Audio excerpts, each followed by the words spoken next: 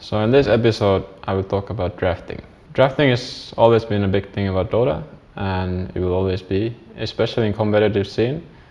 In drafts, you can find yourself either having a really big advantage or really being on the downside of the draft. And it's always important to pick heroes you're comfortable with. So when you pick your hero, it's very important to look at your other teammates, what they have picked, and also what the enemies have picked. So you have a rough idea what kind of hero your lineup needs. So if you already have a carry who's like a heavy farmer, like Spectre and Terrorblade, something like that, probably from the mid lane you should pick a hero who's more like a space maker, maybe some Pangolier, Ember Spirit, heroes like this, instead of going for the greedier ones like TA. And on the other hand, if your position one is like Nature's Prophet, which is really common nowadays, you have more freedom to pick heroes that are greedier, maybe some Storm Spirit, heroes like this.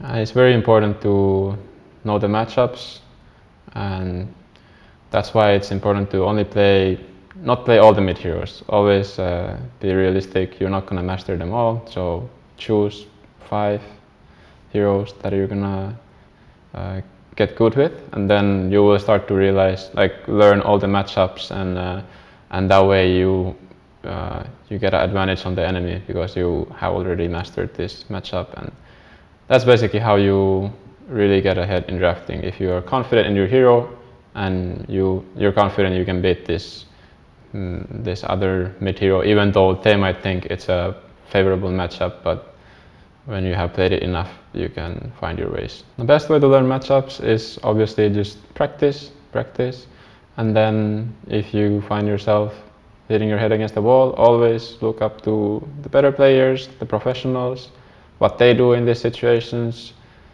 But most importantly, always, it's just about practice.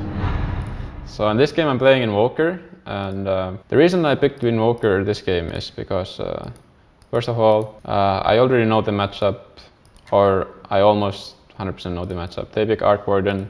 I'm very confident that they're gonna play mid, first of all, and it's a good matchup for Invoker. You're not gonna get punished too hard for picking this hero, so it's already a decent lane, so I feel good about that. And then I start looking at their other heroes. They have heroes like Winter Wyvern, very bad against Invoker because Invoker is heavy magic damage. Heroes like Doom, very mana dependent. I mean, Dazzle is whatever. But overall, this was the last pick, so I didn't see it. But also very good against the Wraith King. So it's a very good Invoker game, like overall against the enemies. And my Tornado, my EMP, they have very high value this game, and Cold Snap also very high value. So that's already a really good enough reason for me to play it against their heroes. And then we can also check out my teammates. We have Spectre, is a hard carry hero. He needs all the space he can get. You want to make sure this guy has a lot of farm. So I'm already looking at heroes like Invoker, Pangolier, heroes like this. I don't want to go for like Morphling or Troll. Like those can really backfire when you already have a carry in your game. So naturally, the heroes I play, and yeah, it just naturally happened to be Invoker this game because of the way our lineup is and the way theirs is. So yeah, that's the reason. Also, like in this game, because of the Invoker pick, I dominated the game basically because, well, I had a decent lane against the Arc Warden. I had free farm.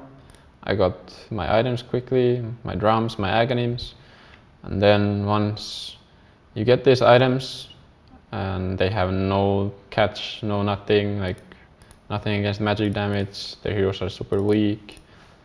Yeah, I made my pick very, very powerful, and yeah, it was the perfect pick for the game. So in this game I'm gonna explain to you guys our draft against Virtus Pro. When you're drafting in competitive, it's always you have to do your homework, who you play against, what are the heroes they're comfortable with, and that's how you start to build the reason why you ban this hero, what heroes you ban, etc. And So let's jump into it. So we're playing against VP, so they have a really big techies player, so obviously we don't want to play against that hero. It's miserable. don't want to see that. And then people always ban Io and Furion against us, our very comfort heroes, and we're very strong with them. And yeah, then the banning phase, there's not really much about it, just ban heroes that you meta heroes, Queen of Pain, and these heroes are very strong right now, so people don't want to play against them.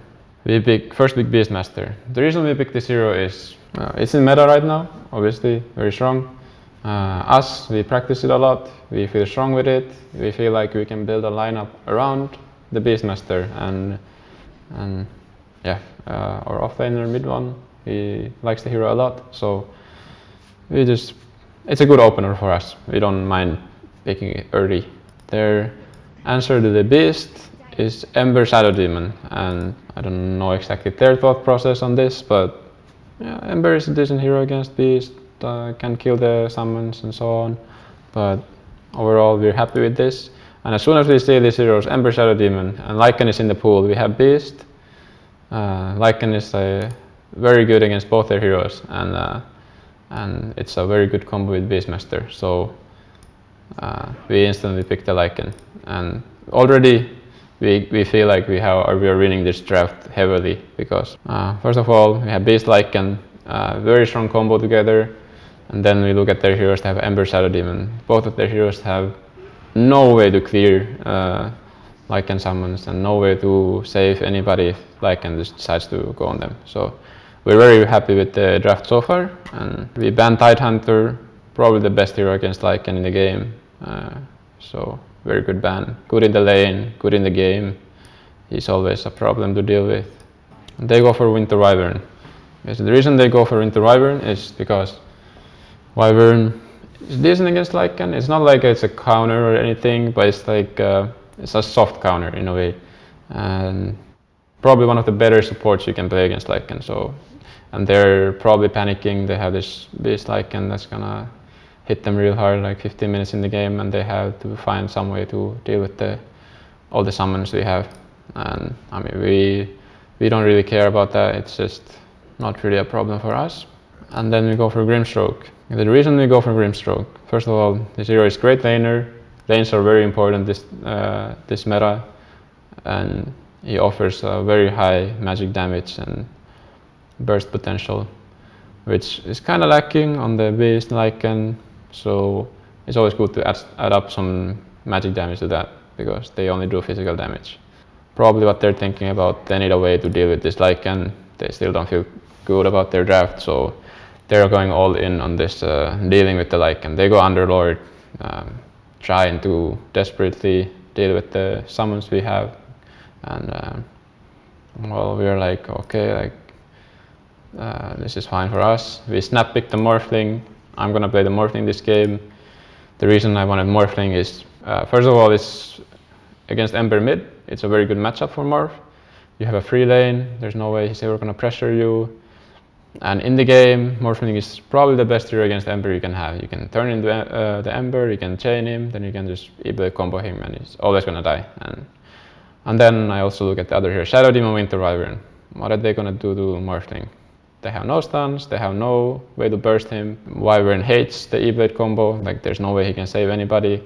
Underlord doesn't do anything to Morphling either, so it's like perfect Morphling game for me. And we have already early game. We have the early game secured with the Lycan, Beastmaster, and the Grim, so we can go for a bit greedier on the mid lane. And I was very confident with this hero. And then last ban for us, we banned Necrophos, because there was still a worry for me that in case they put the Ember safe lane and then they can put the Necro mid, and it's a very miserable lane for the Morphling. I'm gonna have a slow game, maybe it's gonna slow our game down too much, that the Lycan will eventually fall out and I will not be online fast enough to close out the game for us. So yeah, it makes sense to ban the Necro, because otherwise we could be in a bit of a problem laning wise. For our last pick, we go for our position 4. So we had the Grimstroke already, that can be 4 or 5. So we had the freedom of choosing a position 5 or 4 hero, and we end up going for Wind Ranger. And Saksa really likes the hero. Probably the main reason we pick it because he feels comfortable with the hero. And also we are lacking some stuns, some catch. So it's always good to have some kind of stun or catcher when your heroes are like Lycan and Beast. They don't really offer you much on catch. So, and then they end up going for Phantom Lancer in the end. At this point we don't really care because Phantom Lancer is a very slow hero. He takes too long to get online. He needs his Diffu, Manta, whatever, and he's still like really squishy. So probably he needs like 25-30 minutes of time, and by the time we are hoping the game is already over. So we don't really care about the PL at all.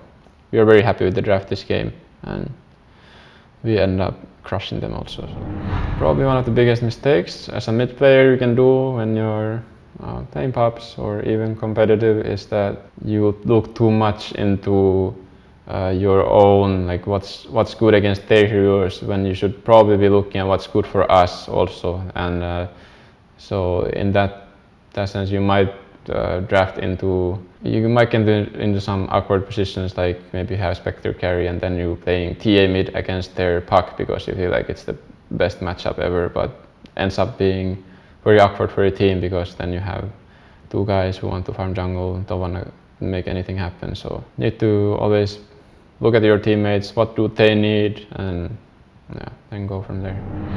I mean, usually in a lineup you want to have 1 or 2 guys who are taking a lot of resources, and then you have 2 supports. One is the warding support who doesn't really get any items, and then there's the greedier one. In this game it's the Wind Ranger. Probably he's gonna get Blink Dagger, Medallion, whatever he's going for, maybe a Meteor Hammer if he wants to.